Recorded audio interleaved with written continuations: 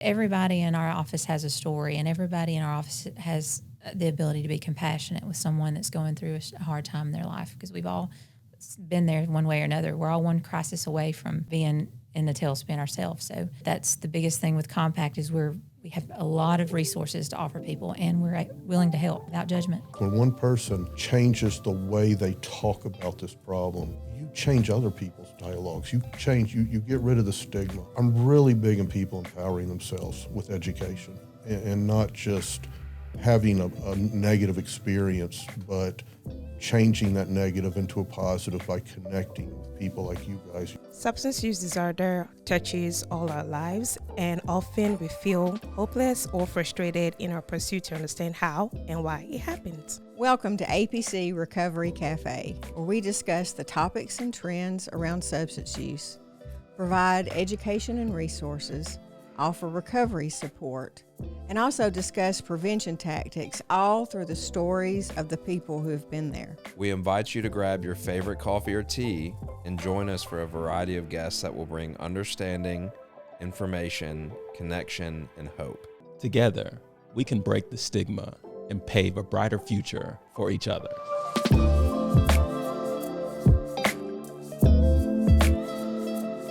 Hey folks, welcome into this episode of the APC Recovery Cafe.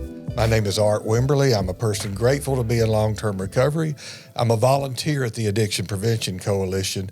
And this morning in the studio, we have two guests, Mr. Adam Schniper and Miss Janae Pinson from Compact, Shelby County. Good morning, guys. Good morning. Good morning. Yeah, thanks for coming up this morning. Absolutely. I'm going to start with you, Adam, since I've known you longer. Okay. And we have collaborated on a number of things over the years, dealing with folks and families struggling with substance use disorder and the things that come with that. But tell me a little bit about what Compact Shelby is about, and then we'll talk about your role. Compact Shelby is an initiative that was put out by the DA's office and the sheriff's office, and it is an effort of law enforcement in the area to make a difference. Like all of our organizations, make a difference in the addiction rates in Shelby County. And that's the main mission, but what does that look like on the ground? And it's morphed over the years. It started out as, I think like probably a lot of nonprofits. I've always told people, I think we're a lot more similar to a nonprofit, where a nonprofit starts out and the mission is, let's go save the world. Yeah. Okay, but what does that look like? Right. You know, what's the mechanics? It's so broad, you don't know what to do, right? Yeah, and you're taking a bunch of cops and saying, you're going to go save the world. And so it's been an interesting journey, but it morphed into primarily focusing on juveniles and getting in front of juveniles who are either high risk for substance abuse or already involved in substance use or abuse. And working with Central Alabama Wellness to do mental health screenings. One of the things we do is we do conduct family intervention meetings. So gone are the days of call the cops to your house to scare your kid because you found some marijuana under their bed. Yeah. We would prefer that a family come to us if they want to use law enforcement, and let's do a family intervention and utilize a mental health worker to help with the screening for the child. And most of us have teenagers. Most of the folks in the office have kids that are about the same young age. So it's really almost kind of taking a role as an ally within the family rather than an antagonist or somebody that's going to get in trouble. Absolutely. Right? It's definitely prevention. Definitely prevention, and of course intervention. If we have a family intervention meeting, we're there to assist the family and empower them. We're not there to take over. We don't work a case. We're there to give them information, to give them support, to give the child mentorship, and to mainly give them the information that they probably were not aware of. And a lot of that sometimes is just normalizing the situation. Mm-hmm. We've had we keep a box of tissue on the table. We've had families come in there. They haven't told anyone at their church what's going on. They haven't told any of their best friends. They haven't told anyone. They feel alone. Yep. A lot of shame and guilt attaches. A lot of shame and guilt. Yeah. And the moment the door shuts, we haven't said a word to them, and we'll have a mom just bust into tears. It's the first time they're able to unload all that fear and worry they've had about their child's substance use. Yeah. So there is just a little bit of healing, I think, for some families, just to unload that. Yep, And to we're, get we're, started. we're there to help normalize that. Good. Perfect. Yeah. Let them know they're not alone in that situation. Great. Good. Thanks for sharing that. And also in the studio today, Janae Pinson. Hi, good morning. Good morning. Thanks for coming up. Thank you. Yeah. Thank you for having me. Yeah. And can you describe your role in Compact, Shelby? Yeah, so officially I'm what you call the community resource coordinator. So my job is to go out into all of the communities in Shelby County that we serve and see if there's any kind of need that Compact can get involved in to help address, whether it be an increase in suicide, in certain schools, or you see an increase in alcoholism or a certain substance. They can come to me with that information, and then I can get with our officers at Compact, and we can come up with some kind of game plan to help address that. Yeah. So I network a lot with a lot of the different communities so that we can try to find ways to engage more in the prevention side of it. But we do a lot of education as well. So, and I help them with that as well. I'm a former teacher. Okay. So I used to teach in middle schools and high schools here in Central Alabama. So I've worked on that side of it, and I'm also a parent of a teenager. So I'm able to look at various, aspects of it when it comes to the juveniles that we help in our office. Good, great. Well, thanks to both of you for being here, and thanks for what y'all do in the community. Now let's get to the important stuff, okay? So each of you, I noticed, have something that you have a beverage today, so we need to know a little bit about what it is and why you chose that. So Janae, what's your beverage of choice in the morning? It's orange juice. Just I'm not a coffee drinker. Okay, but so orange juice, Orange right? juice. Do you have like a favorite type, or No, as long as no pulp. no pulp? Okay, did we do okay today? You did Was it- great today. okay, I love good. it. It's No pulp. perfect. No pulp. If it's got pulp, Yeah. I can't. Yeah, so can't do you that. stay away from the caffeine in the Oh morning. no, I like caffeine. I love Dr. Pepper now. That's my fave. Okay. But I We're do getting a try little to. deeper here. Yes. Okay. That touches my soul in the mornings. But I do love the orange. Now juice. wait, I got to ask. So like the orange juice and the Dr. Pepper together? No, Or- different times. I used to do orange juice first thing, then I'll wait a little bit. For the Dr. Pepper. Okay. All right. We're not judging you. Okay. We're good. We're good with that. and Adam, what about you? What's your standard morning routine in terms of It's black coffee and water. just black coffee and Black water? coffee. Right. I'm not right. a sociopath. I just like black coffee. Just a simple man. Yes, Right. sim- Just the simplicity. basics. And Yes. Okay. All right. So like 1 cup a day, 2 cups? 3. 3. Okay. 3. All right. All right. Do you have to cut it off at a certain time so you can sleep? No, I have unmedicated ADHD. So you actually need I can drink this a and little go- more speed, and then you're. I can go right. I can sleep on this. Oh wow! Not a I problem. think I'm probably the same way because I could drink 4 or 5 Dr. Peppers a day and just go right to Okay, bed. can I just go ahead and get on record, Ronnie, that I hate these people because somewhere in my life the little switch flipped, and if I have caffeine after 9 in the morning, I can't sleep. Oh, for 2 my. days. Wow. So Yeah. it'll happen to y'all. There's one by the bed. Oh my gosh!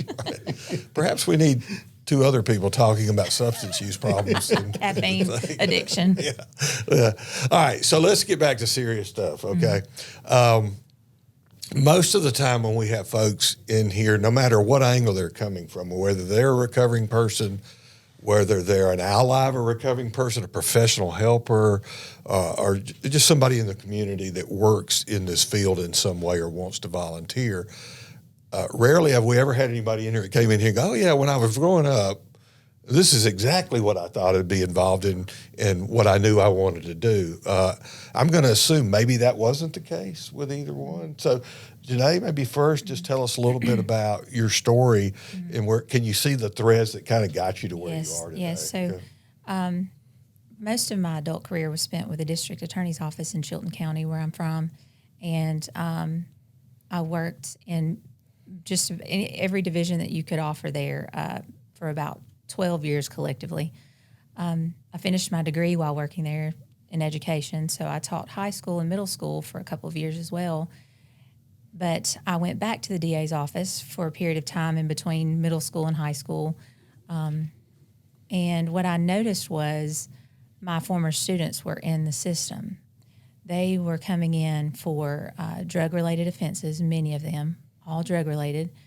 And I remember when I taught them, they were already exhibiting behaviors of that. They were already having trouble at school with, that was when I started teaching. Vaping was just coming on the scene. That was in 2016. So they were starting to experiment with marijuana. And many of those that had issues with any kind of alcohol or marijuana, I was seeing in the court system for violent crime and drug-related crimes. So I went back into education in 2020 and was teaching school for a few years, and this opportunity came up. I just came on Compact in June of last year. Okay. And what I noticed was it was a combination of my two careers. It was law enforcement, because I worked with law enforcement. That was my job with the DA's office. When I left, I was the grand jury coordinator. So I was the liaison between the DA's office and law enforcement.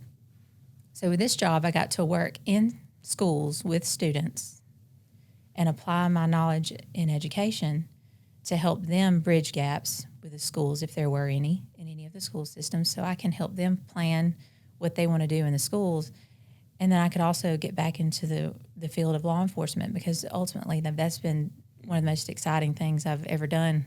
You know, both jobs are very unique. Yeah. So And to put them together, and to like put them that, together was really, I think, just a divine, intervention, because now I'm able to do both. I can work with law enforcement, and I can also work with students to some degree, not as close as I was when I was teaching school, but I'm able to help, on both sides. Also, with that comes the personal side of it. So I have a lot of family members that have suffered from addiction, mostly alcohol, some with heroin, some with methamphetamine. Over the years, many of them, most of the men in my family, with the exception of my dad and my brother. So there's that personal aspect too, that I think that when we try to address the juveniles, that helps, because all of my family members that are addicted started when they were young. Yeah. So even years ago in the 80s, in the 70s, they were young, 12, 13, 14 when they started. So this isn't a new thing where they're getting addicted early in life. It's been happening for a while in my experience with that. So. And even though the age of first use has been slowly decreasing, you're right, it's been going on for a long time. And we know now, medically, scientifically, that the longer we can delay first use, the better off people are going to be. Would it be fair to say that kind of what draws your heart? And I keep hearing the same kind of thing over and over again. Juveniles, students, high school, young people. Sounds like that's part of where your heart is. I do. I love that group of kids. I really enjoyed being with them every day. That's what I miss the most from education, is being able to form those relationships with kids, because students would tell me things that they would never tell their parents. And as a teacher, I was a bit restricted on what I could do. And there comes a time where, do you betray your students' trust? We talk about that in our office sometimes. I teach a cessations class to students that need that. It's an 8-week course on how to stop using tobacco or THC products. And there's a fine line with betraying their trust and keeping them safe. So, yes, so that's the biggest thing about it, is being able to help a child. Yeah. So as part of what you do now, do you feel, and maybe this is just almost black and white with what you do, but helping other people in the school system, or teachers or administrators, kind of develop that same ability to increase trust or safety with their students? Yes, and you have to be sure you can't cross the line of, we're not counselors, we're not therapists, we're not, professionals in that degree. But we are able to point people into the direction where they can get the help that they need. Right. And as an educator myself, we get very little training on mental health and addiction. And I would like to see that happen more for teachers. I know teachers have plenty to do on their plate. I had plenty to do. Yeah. All the training in the world can never prepare you really for the classroom and the things that you get caught up in with your students. But if we can find a way to bridge that gap for mental health and students, because they don't always go to the counselor, they won't always go to their pastor or their parent. They're going to come to the one they're with most of the day. Yeah. Well, it's kind of like what Adam said a little while ago. Oftentimes, it's somebody outside of the normal circle where the first conversation starts. Maybe with a student and a teacher at school, or Adam, as you were talking about, even when it kind of gets to a little bit more of a crisis moment, in that first time that maybe the parents are in that room with you guys is the time where they can begin to really say the truth out loud for the first time. So it's always been surprising to me but that's really the case, is that some family members are just not, their normal circles are just not where they're going to start sometime. Yeah. And so would you say for you guys, and you're coming from, you've got a career in law enforcement, right? And so you've seen the good, the bad, and the ugly of all of this over the years. So for you, would you say it's like, okay, we want to be the place when it starts to fall apart that they feel like they can actually really have a true conversation? Absolutely. We want our officers on the streets to make as many referrals as possible. And being that officer on the street 7 years ago, along with the rest of our officers on the unit,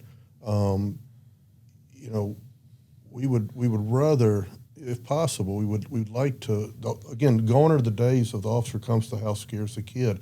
I'd like to see it where gone are the days where an officer who is not equipped to deal with a crisis situation revolving around mental health and addiction, I would like to see where that officer has that tool in their toolbox to make that referral. And that's what Compact is to the Shelby County officers. They have that tool in their toolbox to show up.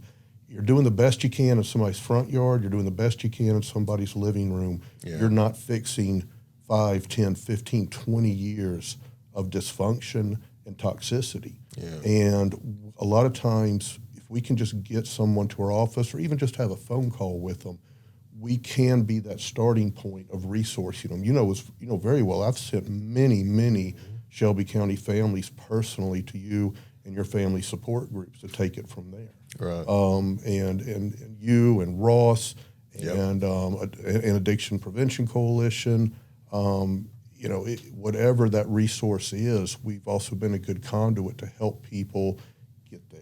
Yeah. And a lot of times it's just a conversation on the phone. So when I mentioned the office visits, that's specific to children that are high risk. Right.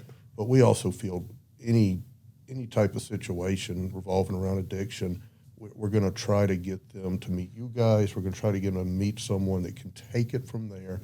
And you're right, it's the first time they have ever actually connected. And you working with a nonprofit, or like I said, we're kind of similar to a nonprofit. People don't know about us until they need to know about it. Right. And but I think the word is spreading on all of our organizations working together out there in the community. But I still run to a lot of families, and they say, I had no idea you had this or you had that. Yeah, I know for Carrie and I, my wife, who is the executive director at APC, but part of the reason her story is that she's doing that now is what happened 25 years ago and 20 years ago and 18 years ago with our own family. When we're looking at when this hits, when substance use disorder hits in a family, all of a sudden you realize there is just this huge gap in education, understanding. You don't know you need it until you need it. And then you got to figure out, where do I go to get it, right? And I would say, would this be a fair thing to say that for maybe up until more recently, that the public's general view in terms of law enforcement is they're not really here to help, they're really just here to correct and punish about this? Is that changing? I think it depends on what city you're from. There's numerous cities where their law enforcement has instituted mental health response teams and also substance abuse response teams in the larger cities. Shelby County doesn't have a city that large, so this I think is similar. We're a little bit different. We do focus on youth primarily, but I don't know, Art. I think it comes down a lot of times just to the individual. I don't think you can lump a whole community as believing in their law enforcement or not trusting them. But Compact has proven to the citizens that have reached out to us that law enforcement has, like, I'll go back to the toolbox. We have more tools in our toolbox with Compact in Shelby County than an officer ever had before. Yeah. Right.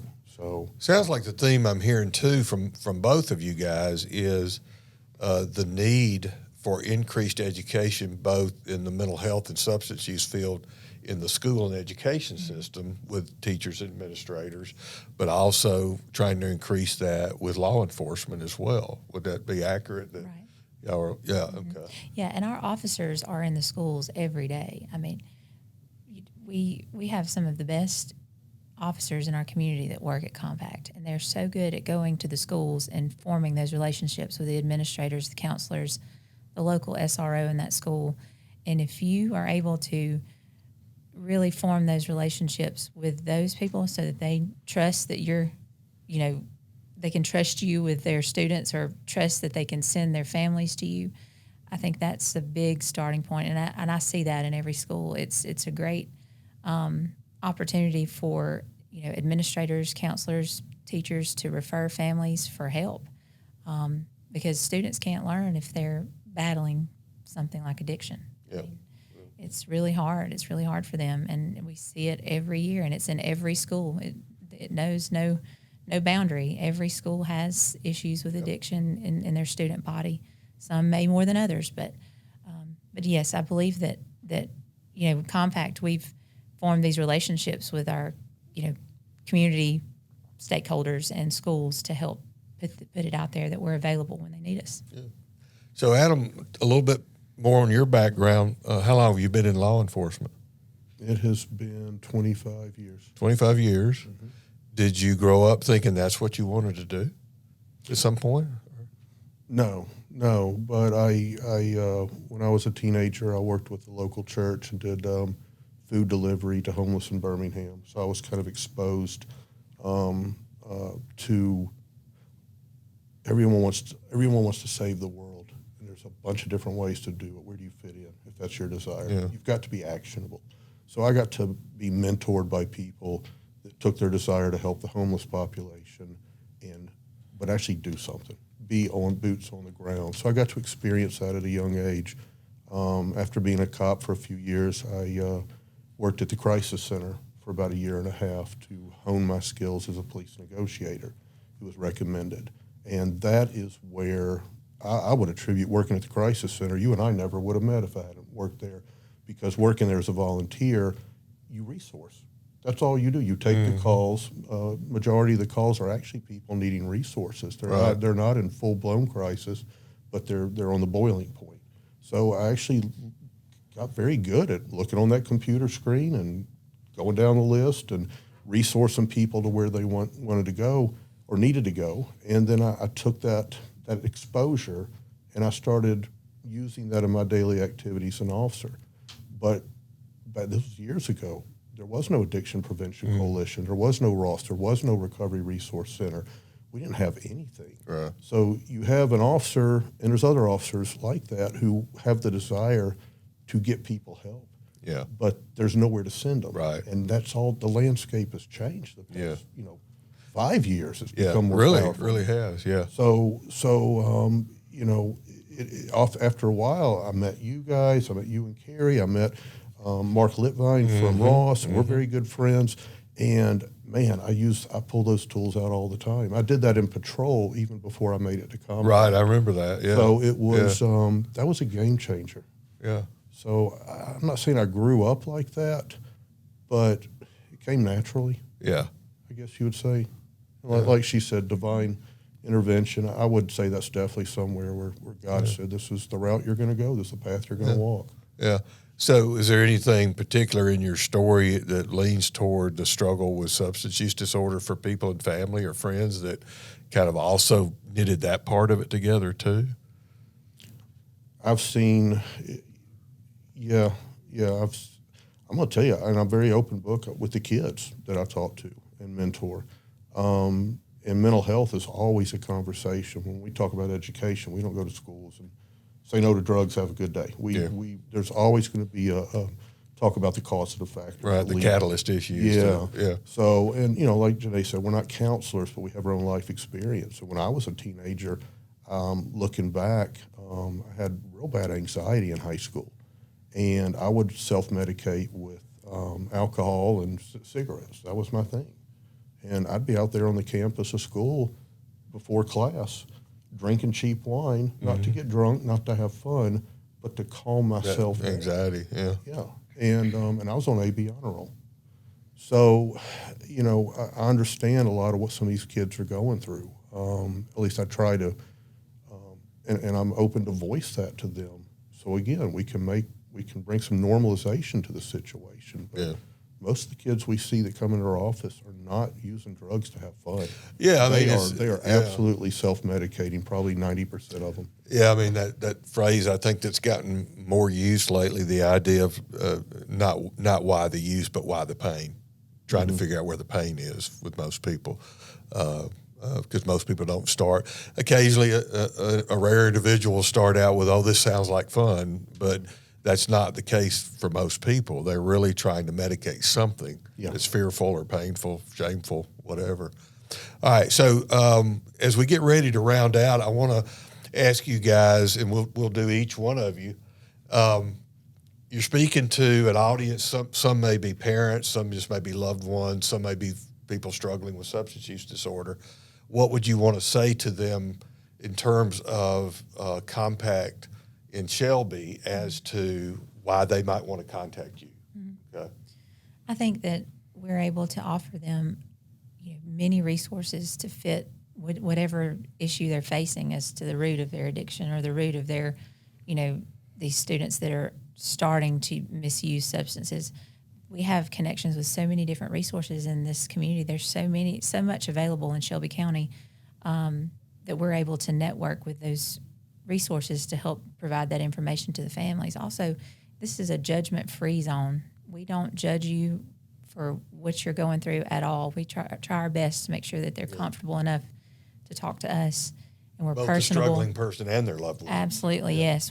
Because everybody in our office has a story, and everybody in our office has the ability to be compassionate with someone that's going through a hard time in their life, because we've all been there one way or another. We're all one crisis away from, being in the tailspin ourselves. So I think that that's the biggest thing with Compact is we have a lot of resources to offer people, and we're willing to help without judgment. How could someone listening to this possibly come alongside y'all and help? Are there any particular way somebody might come and help in a way? Yeah, so like as a volunteer basis? As a volunteer, as a contributor in some way, how might that work? Yeah, so usually people email us or call our office. They can email me, through the website or directly, and just tell me where they're from, what community they're from, and then usually we have events going on in multiple different areas. They can volunteer that way. With the schools, that's a different process. The schools have their own rules about coming in and helping us with events that we have at the schools. Because we do a lot of events with schools, but we also assist with events outside. So they could just contact our office, and literally people call or email me and say, I want to help in the Helena community or Chelsea community, Hoover, and we find ways for them to do it. We'll find a way. Can you give us more specifics about where y'all work in? Yes, so we serve Shelby County communities, but we also serve Hoover and Vestavia now. Vestavia just joined last summer, so most of Vestavia is in Jefferson County, and a lot of Hoover is in Jefferson County, so we're able to also go into those communities now, so we're starting to branch out of Shelby County. Nice. So was it a particular collaboration that kind of brought y'all on board in there? Or? I'm not sure about how they came involved, but I do know that now that Vestavia is on board, they are all in. We stay very busy in Vestavia. The schools have opened their doors to us.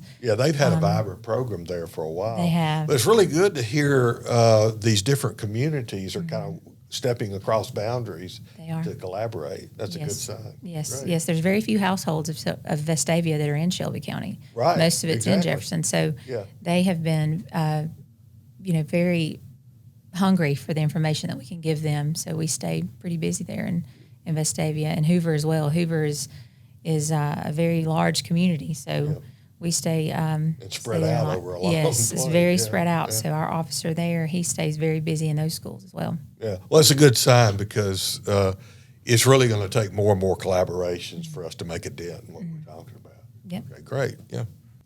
So do you mind giving your email out? Yes, so my email is jpinson@shelbyda.com. Okay. Yep. Let's say it one more time. jpinson@shelbyda.com. Okay, and is there a main website? It's compact2020.com. Compact2020.com. Okay, Yes, and you can get any information you want about us on that website. You can access our phone numbers. You can see who all is part of the Compact team, what we offer. Everything you need to know is on that website. I suspect some people don't know this. You guys are looking for connections in these smaller communities. Always. Right? Yes. Yeah. Mm-hmm. And they may be part of the solution. Mm-hmm. Yeah, great.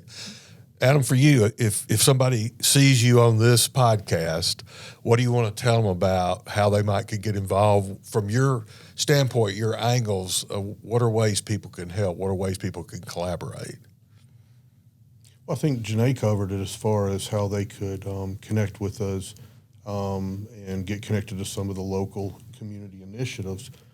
I would say we have the most power starting in our own household and then branching out from there. And when you talked about education, about how people that sadly are lacking education until the crisis occurs,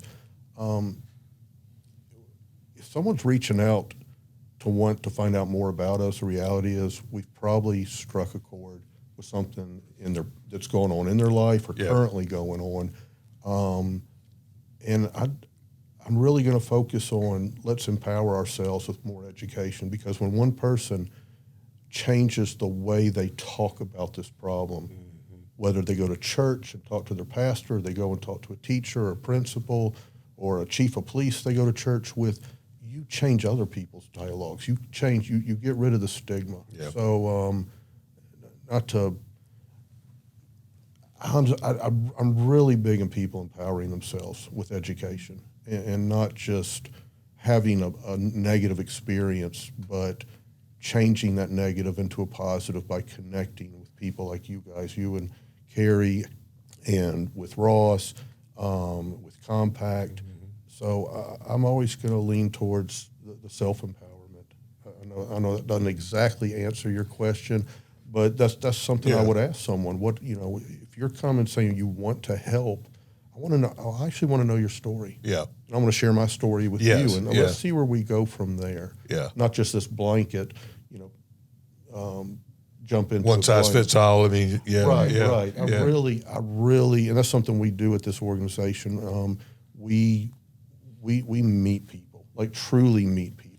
Yeah, I've experienced that with you guys, especially with you over the years, how personal it gets for you, and how much you're willing to dive into somebody's story in order to see if you can find the right resource, connect them, and encourage them. And it's been a real blessing. I think sometimes people just don't know that we've got some amazing law enforcement people out there that really are diving into people's story like you are, and I really appreciate it.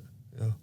So is there a way people could, do you give out a number or an email or anything if somebody's trying to get through to you? Just contact me through the Compact. Go to the Compact website and just give me a shout that way. Okay. Let's say it one more time. Not hide anything. That's just really a that's direct good. way to get Yeah, to that's a me. great way.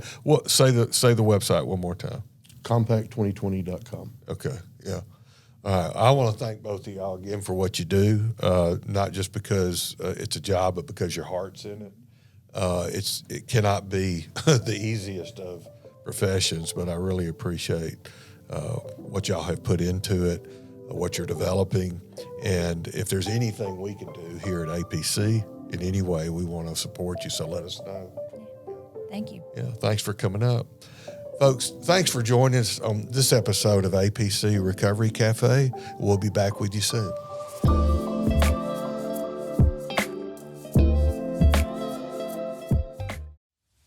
One of the things that APC is known for is being a connector, because we're stronger together.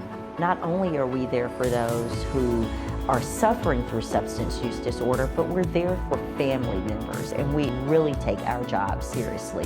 We all have personal reason why we're in this field. We're changing people's lives one community at a time.